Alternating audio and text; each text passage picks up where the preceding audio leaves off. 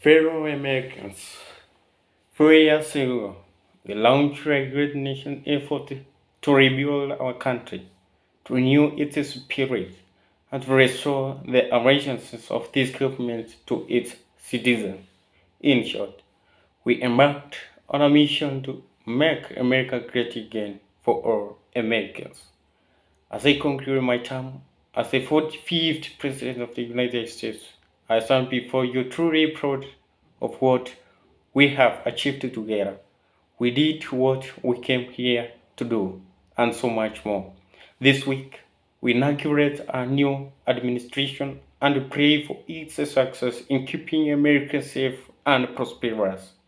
We extend our best wishes, and we also want them to have luck, a very important word.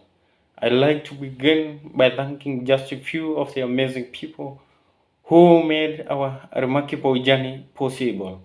First, let me express my overwhelming gratitude for the love and support of our spectacular First Lady Melania.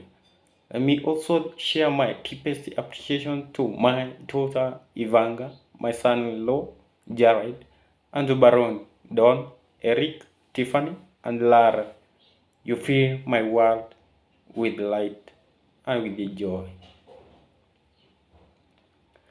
I also want to thank Vice President Mike Pence, his wonderful wife Karen, and the entire Pence family.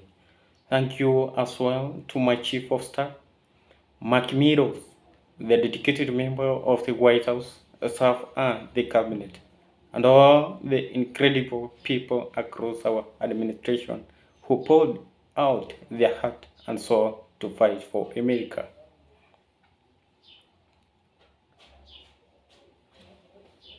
I also want to take a moment to thank a truly exceptional group of people, the United States Secret Service. My family and I will forever be in your debt. My profound gratitude as well to everyone in the White House Military Office, the teams of Marine One and Air Force One, every member of the armed forces, and the state and local law enforcement all across our country. Most of all, I want to thank the American people. To serve as your president has been an honor beyond description. Thank you for this extraordinary privilege, and that's what it is, a great privilege and a great honor.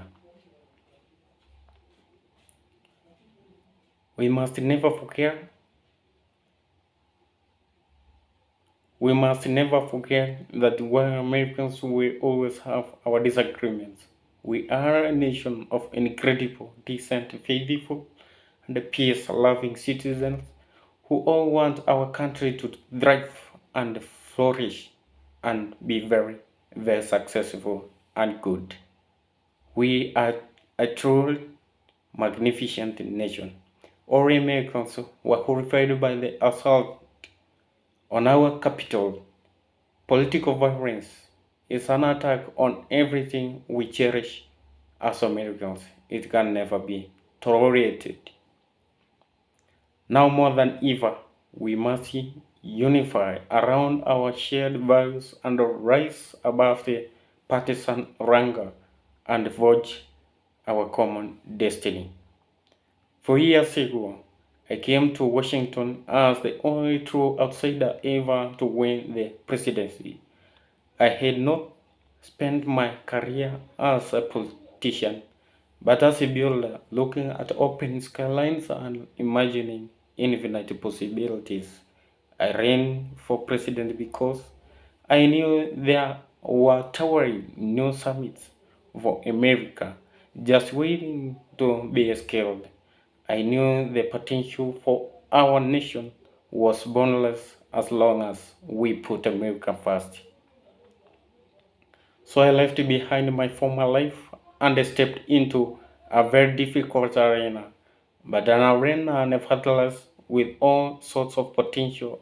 If properly done, America had given me so much, and I wanted to give something back.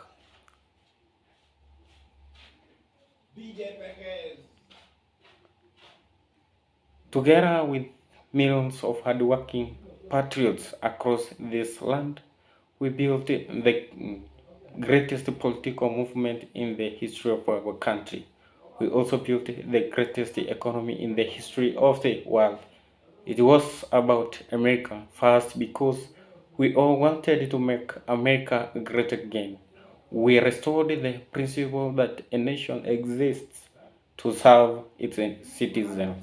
Our agenda was not about right or left. It wasn't about republication or democrat, but about the good of a nation, and that means the world nation. With the support and prayers of the American people, we achieved more than anyone thought possible. Nobody thought we could even come close. We passed the largest package of tax cuts and reforms in American history. We slashed more job-killing regulations than an administration had ever done before. We fixed our broken trade deals. We withdrew from the horrible Trans-Pacific Partnership and the impossible Paris Climate Accord, renegotiated the one-sided South Korea deal, and we replaced NAFTA with the groundbreaking USMCA. That's Mexico and Canada, a deal that's worked out very, very well. Also, and very importantly, we embossed the historic and monumental tariffs on China, made a great new deal with China. But before the ink was even dry, we and the world got hit with the China virus. Our trade relationship was rapidly changing. Billions and billions of dollars were pouring into the US, but the virus forced us to go in a different direction. The whole world suffered, but America outperformed other countries economically because of our incredible economy and the economy that we built. Without the foundations and footings, it won't have worked out this way. We won't have some of the best numbers we've ever had. We also unlocked our energy resources and became the world's number one producer of oil and natural gas by far. Powered by these policies, we built the greatest economy in the history of the world. We reignited Americans' job creation and achieved a record low unemployment for African Americans, Hispanic Americans, Asian Americans, women, almost everyone. Incomes soared, wages boomed, the American dream was restored, and millions were lifted from poverty in just a few short years. It was a miracle. The stock market set one record after another, with 148 stock market highs during this short period of time, and boosted the retirements and pensions of hardworking citizens all across our nation. 401k strings are at a level they've never been at before. We've never seen number like we've seen, and that's before the pandemic and after the pandemic. We rebuilt the American manufacturing base, opened up thousands of new factories, and brought back the beautiful phrase made in the US. To make life better for working families, we doubled the child tax credit and signed the largest ever expansion of funding for childcare and development. We joined with the private sector to secure commitments to train more than 16 million American workers for the jobs of tomorrow.